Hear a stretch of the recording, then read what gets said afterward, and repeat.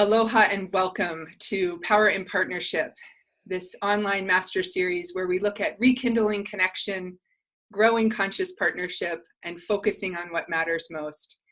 My name is Amy Elizabeth Gordon. I'm delighted to be your host in this PIP series.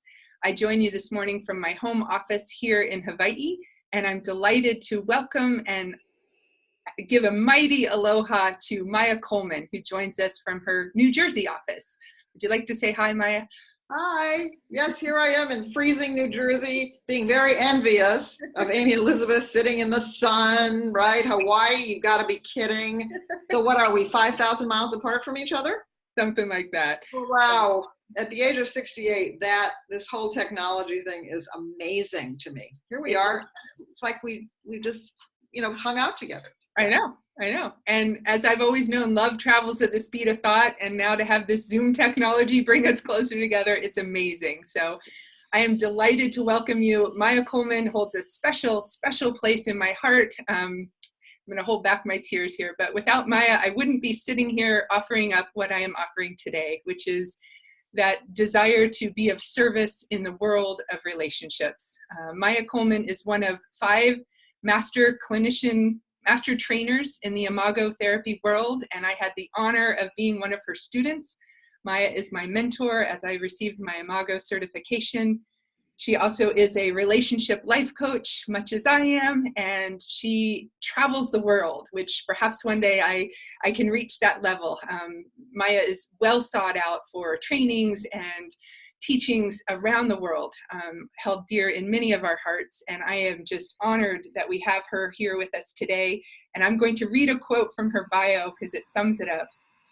Maya Kollman holds the vision of each person's best self in a way that helps them live more fully and more consciously in their life, in their relationship, and in their work.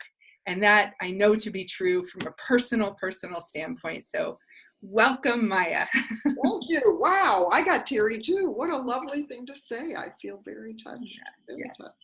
And with that, I just invite us to come back to the moment. So the mindfulness training, the contemplative psychotherapy work that I've done at my training at Naropa and weaving that into the Imago work, I feel that Maya and I are both doing that. And one simple way we can do that is to just connect with our breath, to come back and close our eyes or lower our gaze for a moment and just breathe in consciously in through the nose all that has already taken place today, and exhaling fully what is no longer needed in this moment, right here, right now. And inhaling fully our dreams and plans for the rest of the day. Noticing and exhaling, coming back to this moment. And then inhaling, breathing in the sweetness of this moment right here, right now. And exhaling fully.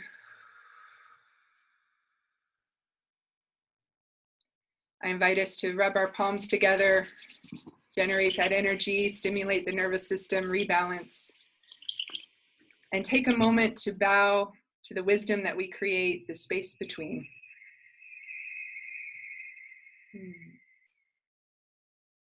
Mahalo. Maloa lele and Tongan. Beautiful, beautiful. And so I will offer up some sentence stems, and I do want to give credit due where credit is due.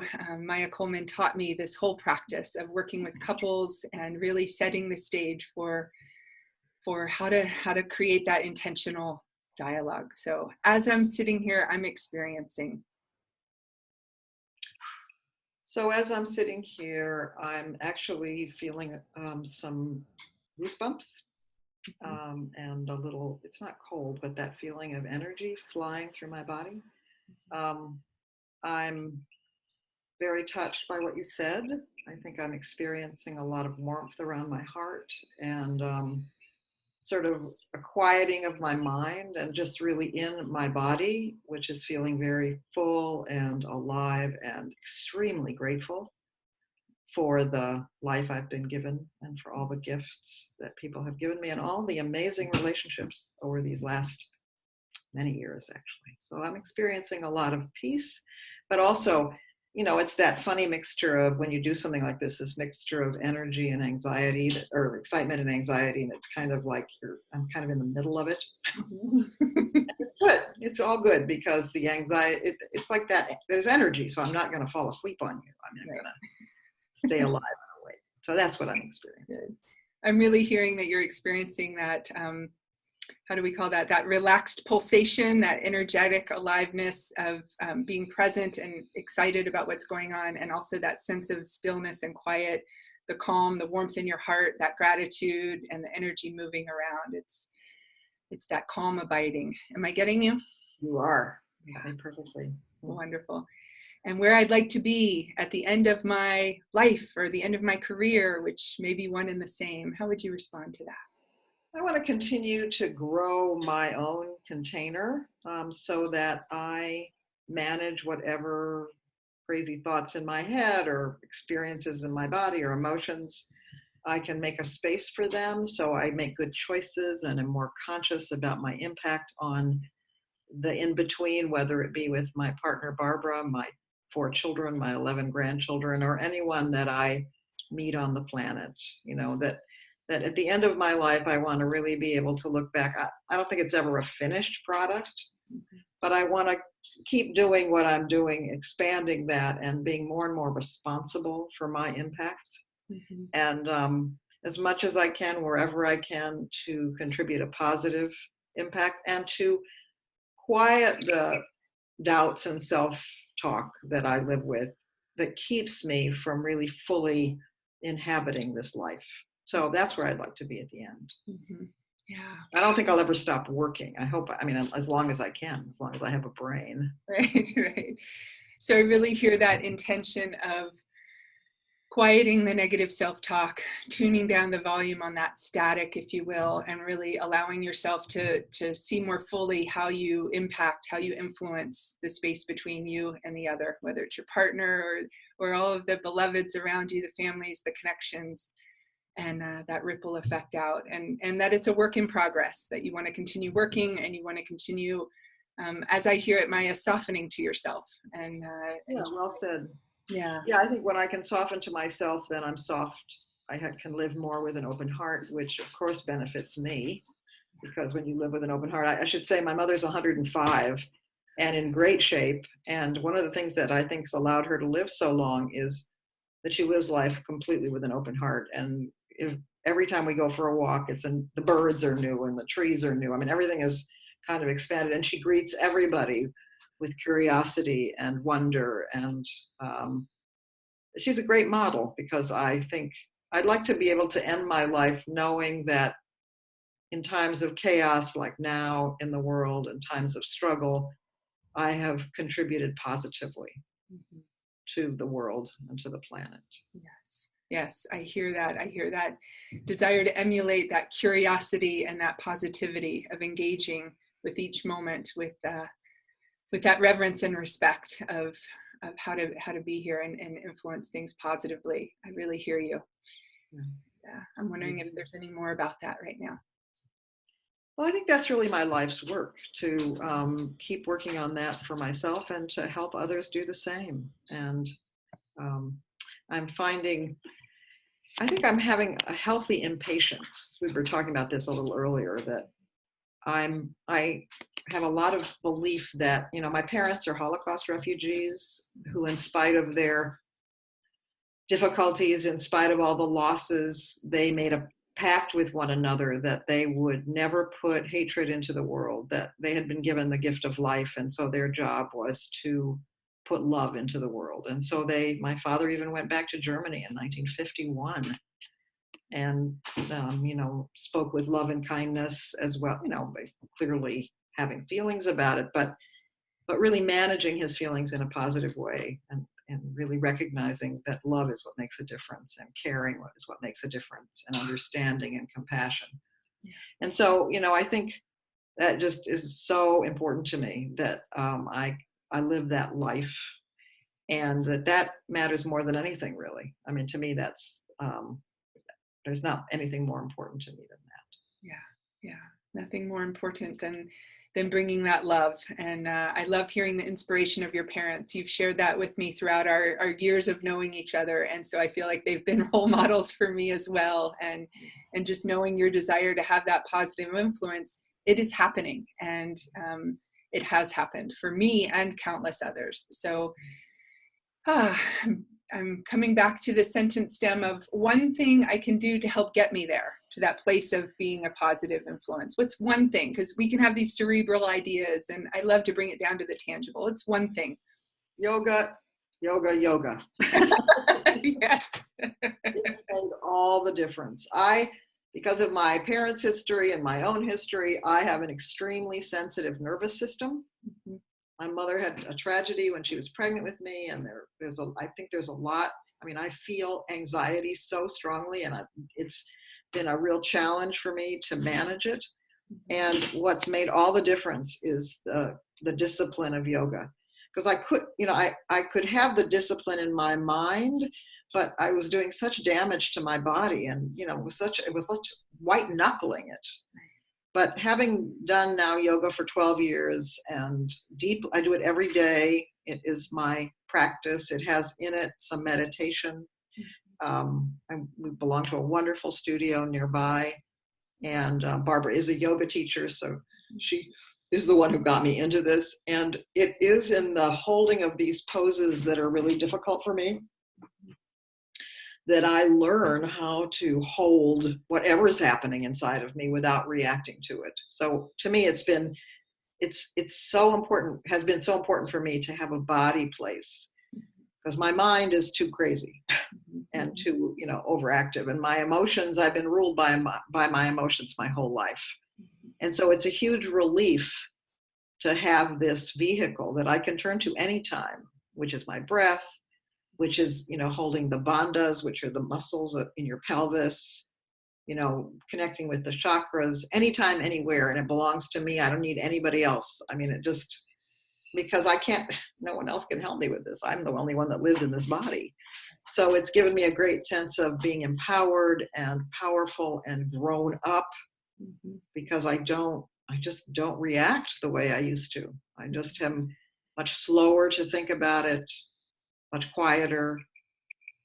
And I don't give up either. And I really work hard on letting go of stuff, and I'm really determined, and I don't give, I like letting go and not giving up to me are the same thing. I mean, letting go means letting go of whatever crazy ideas, and determination is when I have a relationship that matters to me, I'm not letting go of it, no matter how difficult it is, if it matters, and if where I've put my focus. And that's all been possible because of yoga. Mm-hmm. Yeah, I really hear that loud and clear, that embodied presence through the yogic practice on a daily basis, that self-discipline to come back home to this place where you can help digest the mental constructs, to help mitigate the anxious experiences, and to help tether yourself back. And once again, I hear that softening. I felt it in my own body as you were talking about it, that ability to hold the challenging postures and recognize that you are building that container to hold, all those experiences that go on without abandoning yourself, without exactly. Yeah. I think I either abandon myself or I start blaming other people. Right. Judgment. To avoid the discomfort, right? Right. So, and in my humble opinion, neither of those get us where we want to go. No, they're a pain in the neck. Right. It's not worked. So you've kind of addressed this already, but I'm going to ask it in a more clear way. What matters most in the relational field? What is it that matters? Oh, well, yeah, so let me put it in the context of, my life's work has been with couples primarily. And I'm still very focused on that. I have a slightly different angle. I think Dr. Hendricks and his wife, Helen LaKelly Hunt, wrote this amazing book, and they have created this great theory. It's really helped me so much. And for me, I need more of a balance. I think because I was raised to be so focused on relationship with another person and being responsible for that relationship, I need an equal balance about being responsible to myself, with myself. That doesn't mean I'm not responsible to the relationship. I feel like I'm 100% responsible for my part. And what I mean by that is, I think where I've been focusing a lot with my couples is each person. You can't blame your partner. You can't, it doesn't work. You have to look at your contribution to the nightmare. And I think another slightly different slant, even though this is so much in the culture, is I do have to have a certain amount of self-love. It's a both and. I have to be able to love myself and love the other, and I can find that self-love through loving the other, and I can find it by paying attention to my negative self-talk and really being able to manage it and not get rid of it. You can't get rid of it, but you can hold it. And I've been working a lot in the office these days with people's bodies, and that how you hold yourself, how you sit, so affects your ability to be present. And really, the only problem we ever have is how we feel about ourselves. And so I've been really working with people with couples. It's not like I'm doing it with individuals alone, but with couples, with them witnessing each other, to really be able to talk about, to be really, what's the word I want to use, scrupulous about when people talk, that it's all about self-reflection. Mm-hmm. It's and recognizing that they're the ones having the reaction. Mm-hmm. Yes, your partner's doing something, saying something, whatever, and you're interpreting it in a way that makes you feel uncomfortable inside. And if you don't know how to metabolize that discomfort and talk about it responsibly, then the relationship doesn't work. So it's really about that's where the dialogue is so helpful, because it does slow down the action. It gives you a chance to actually self-reflect, because the other person's sort of a neutral person at that point, because they're mirroring back to you. So you have the space to self-reflect, but I totally will not allow any talking, any shaming, blaming, criticism, or talking about the other person, taking their inventory, as they say in the program. Mm-hmm. So, I've become much stricter, and much more focused on how important all of this is in the relationship, to keep the relational field open. Oh, and there's another thing, which is to not be afraid of conflict, of difference, that ruptures in relationship, as long as we live in a human body, are inevitable, and they're there because, I have this belief that they're trying to crack us open so that we can grow to the next level. And the only difference between Barbara and I and another couple that has never been exposed to these ideas is that I can't say that I get really excited when we have a fight or a rupture. I wouldn't say, oh, goody, bye, go, another growth opportunity. That would be a lie.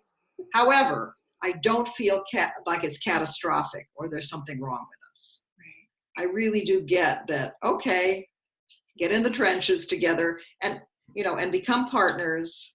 There's another thought I have, which is a little bit more philosophical. Is that okay? Yes, please. Which is, I believe that the reason the divorce rate is so high, both among straight and same-sex couples, is that the marriage of the last many centuries, since marriage has existed, or since partner choice has existed, is falling apart, because it's opening the space for what is truly a lateral equal relationship, and not for a relationship of two equals. And none of us know how to do it. We live in a society that's all about one up, one down. It just doesn't, we haven't transformed yet into that place of honoring difference and being equal. And so I think the exciting thing for me about this work is creating more and more of that, of really understanding when you have a rupture, the key thing is to move into partnership. And what does partnership look like? And figuring that out together as a team. And kind of like, Barbara and I have a kind of like a saying, or I wouldn't say it's a saying, it's a stance, I guess. We don't really do this. We don't have a balcony. But when we have a difficulty, instead of focusing on the difficulty between us, we actually both look in the same direction. Mm-hmm. we stand on the balcony and look down at those frightened children and say, Mhm. what the hell was that, right? Why are we behaving like lunatics? But we're on the same side, right? So, I think this notion of creating partnership, how do you do that? And that it's an ongoing question, because none of us have the real training. I mean, democracy is a wonderful idea and nobody knows how to do it. Really. So, and Barbara and I talk about that a lot, and we really try to stay current about, in this moment, how am I supporting and being your advocate? How am I seeing and respecting your difference? And if I'm not, how come I'm not? What am I afraid of? What am I not want? And that it's all becoming more and more conscious of the dynamics in the relationship that keep us stuck in that one up and one down. And we can, change places. Right. Make sense? It makes so much sense. And I appreciate you bringing that in, if I may respond now, because that is one of the draws, the curiosities I have in bringing together PIP, this power in partnership, is to look at, first of all, what is power? And I heard, I believe it was David Stendhal Rast. He's a 98-year-old Benedictine monk, I believe. And he was talking about power. And he said, and he was quoting someone else. So once again, all those quotes, there is no such thing as an original thought, but somebody said this. Absolutely right. The tower of power is an old paradigm and it's crumbling. And the future of power is a series of well-trodden paths to our neighbors' doors. And that idea of the network, and that, and as I was looking up the word power, it's where we get our energy from, if we think of it as a source. And then if we think of partnership, it's an equal energetic exchange, and so to be able to have that new paradigm come into the relational field, predominantly, we're calling them romantic relationships here. I don't use the word romantic relationship too much, but those soul connections, those beloved connections in our life. How do we advocate for the well-being of our partner and still tend to ourselves? How do we bring in that both and? And Maya, as I hear you share, I just have this pure delight run through me. And I'm like, half the time I'm working with people, it's you talking to them, because I use your language. I use those images of, eliminating the shame, blame, and the criticism, advocating for my partner's well-being, being willing to be embodied and tune into what's going on and tend to the space between. And it's so exciting to know that that transmission is out there. It's happening. And sometimes I'll talk to a couple, a year or two after we work together. Oh, what was the main thing? What did you get out of those 3 or 6 or 9 months we worked together? Both and. They come back to that, because then it like takes it out from the right or wrong, good or bad. It's, yes, I'm feeling this and I love you. I don't want to vaporize you. This is not catastrophic, but conflict is growth trying to happen. And how do we work through it? It's the both and I love that. And I get so excited about thinking about the new paradigm of power, and about how can we use all of these tools to feel resourced in our primary relationships, to then carry that out and have that ripple effect. Would you like to speak more to that? Yeah, I think that when you have a relationship that is full of pain and blame and anguish and disconnection, you have no energy to turn to the world outside. No matter, or you may have some, but it's going to be as an escape, and you can never be as effective that way. And I think there is no relationship that's more difficult to do this work in than the person who's most important to you. Right. I think I can be much, as my mother once said to me when I said, oh, these people, I went to my first workshop and I said, oh, these people, they love me so much. I spent a weekend with this group, and she said, well, that's because they don't live with you. And I was offended at the time, but she was so right. It's like the place where the rubber meets the road is in that intimate relationship. And if you can manage things there, can tolerate difference there, you can turn toward the rest of the world and manage the differences that will come your way. And I sometimes get really distressed by the state of all the stuff in the world, but I manage myself by saying, well, this is a real wake-up call.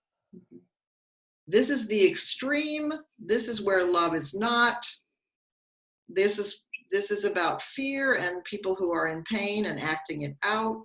So I work really hard not to be hateful about people that I perceive as harming, right? On the other hand, sometimes I think in the culture it's possible that this is a kick in the butt for those of us who have the capacity, who've had a good enough life that we've hung on to our positive sense of relationship, of human beings, our caring, our compassion, our empathy is still intact, and can contribute and can not fight, but can come up against that. I always think about Martin Luther King, and I think about John Lewis, who's a senator now. He has a wonderful TED Talk or something that I read or saw, where he talks about how they got ready for the civil rights marches in the 60s, and how they practiced being non-reactive night after night. So and there was not one incidence of reactivity. I mean, that is so humbling that they faced people spitting on them, hoses, dogs being put on them, and they never reacted. And I feel like, come on, guys, if they can do that, we've got it so easy. Get your act together. And I must admit, I try to be kind about it, but I'm really sort of impatient. Like, I don't think we have a lot of time to mess around. Mm-hmm. I think, those of us who've been given so much privilege, whether it be white privilege, growing up in the United States with enough resources to be able to go to school and college and all those things, and to be able to have a family. All those things. It's time to pay back. And part of paying back is to clean up your own insides and then clean up the spaces between. So absolutely. I agree wholeheartedly, Maya, that we do have this privilege and this honor.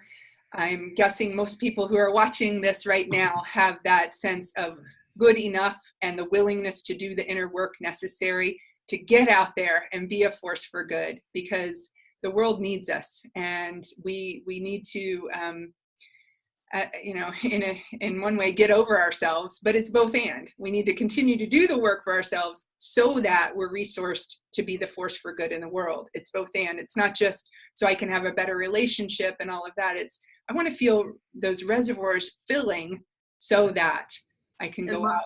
Right. And my experience is, when I behave in accordance to my values, when I'm the best person I know to be, I feel so great about myself. So it is very much about taking care of myself. When I act like a shit, I feel terrible. Yes. It's like I'm just, when I'm holding on to resentment or a grudge or anger at somebody, I hate that.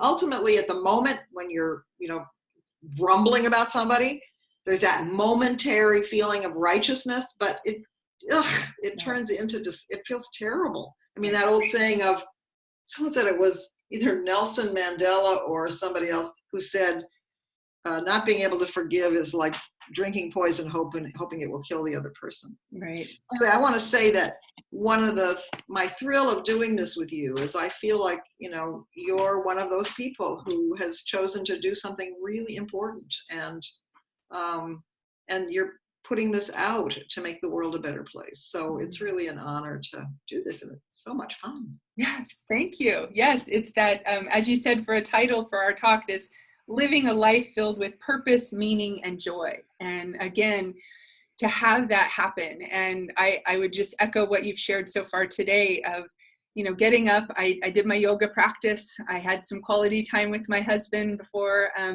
that. I invited him to do the yoga with me, and he said, well, I'd like to stretch a little bit. So he doesn't need the full-on immersion in it, and to recognize that we are not me. That's another one, right? Yeah.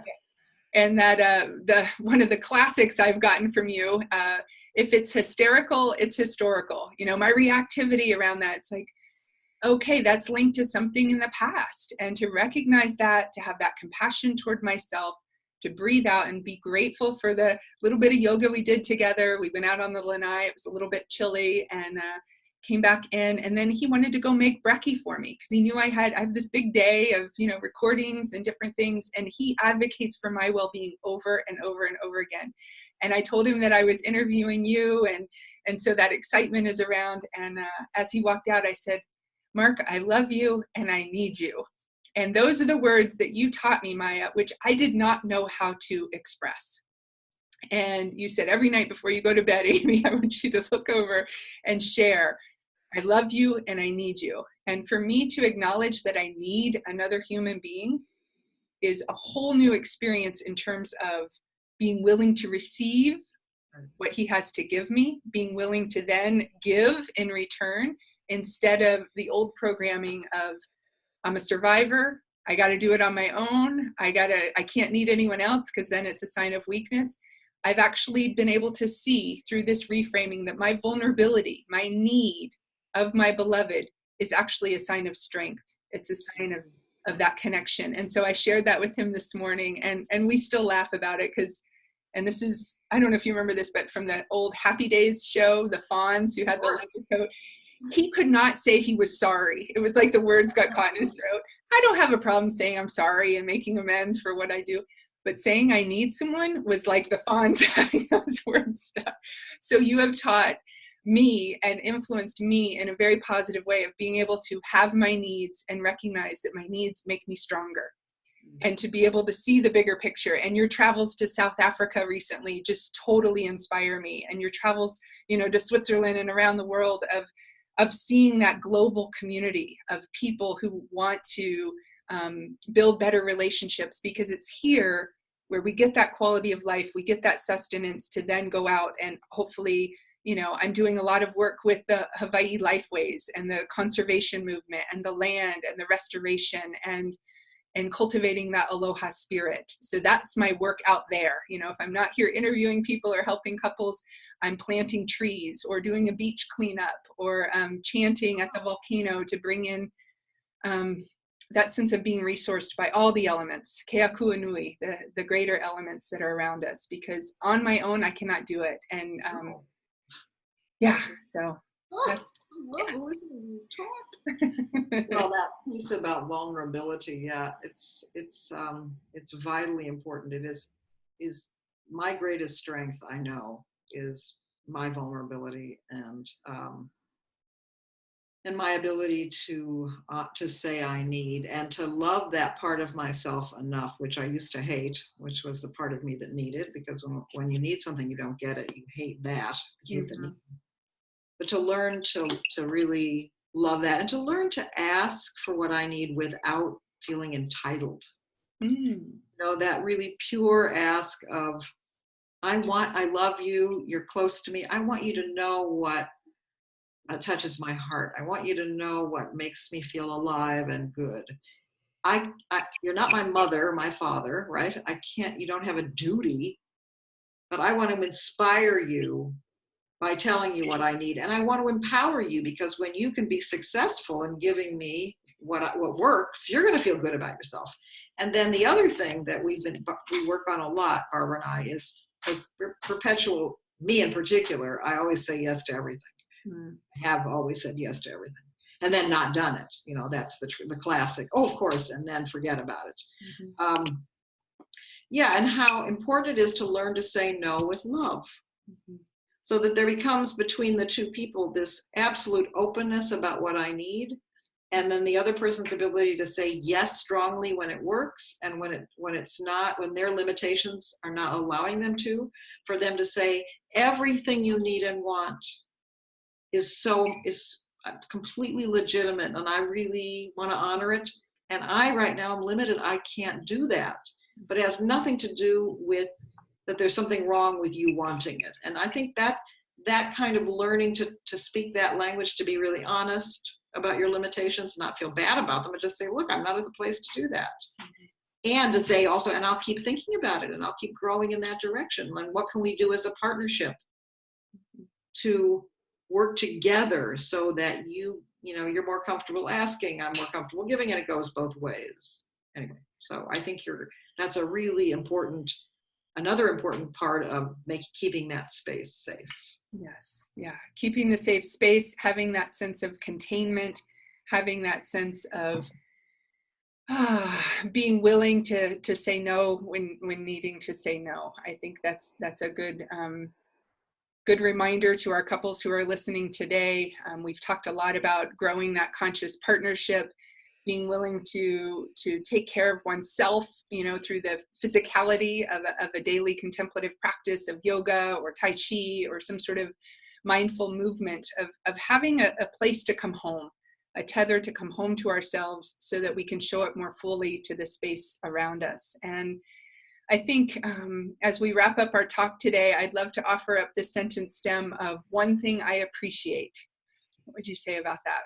Oh my God, I got to choose one. I appreciate your beautiful shining face. I appreciate how you've taken this work and worked so hard and made your life so good for you and your husband and your kids.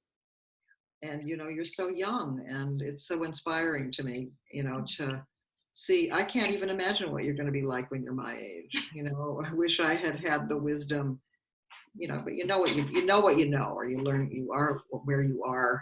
So that's what I appreciate in this moment. I appreciate sitting here, having this conversation, seeing you again, and reconnecting with you. It's been a long time. Right, right. And I appreciate that I have a house, and I'm grateful for so much. That's another practice I think that every couple needs to really pay attention to, is appreciation and gratitude. And we do it. It's really made such a difference. I think putting the positive energy in so that when there's a difficulty, it doesn't take very long to repair it because you have so much money in the bank, so to speak. Right, right. That return on investment when we build that culture of appreciation, the gratitudes, and thank you. I fully receive your appreciation of me and my ability to shine forth so much of what you've given me. I hope, you spot it, you've got it. What you see in me is also in you. And so allow that in and to build those reservoirs so that we can keep doing this good work. There's so much I want to say, but I'm also with the intention of having these little digestible chunks, these interviews that are short and sweet so people can gather something from it. And if there was one tool you wanted to give to our audience, what would that be? I would like to offer a half-hour free consultation. I can do it by Skype or Zoom about anything you want to talk about. And I would love to do that. And you can reach me by, are you going to put it up or should I say it? You could say it, and I'll also have it posted in case somebody can't write it down. My email is maya.imago@aol.com. And you can also call me at 609-273-5176. And just love to connect with you. And I think that's the best gift I can give, is a gift of my time. Absolutely. And it is an amazing gift indeed. The gift of Maya Kollman's time, her presence, her wisdom, and her ability to be a point of presence and light in this world. It's been a guiding light in my world, and I would heartily encourage everyone listening to take advantage of that and trust that Maya will say no if her schedule doesn't allow it. Yes, that's right. I'll say no with love. Say no with love and respect that. So thank you so much for your time. We will end our interview with a bow and just allowing the head and the heart and the hara in that alignment to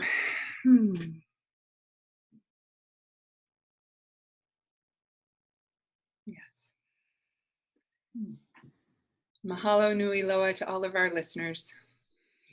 Thank you so much. I really mahalo back, and maloelele as well.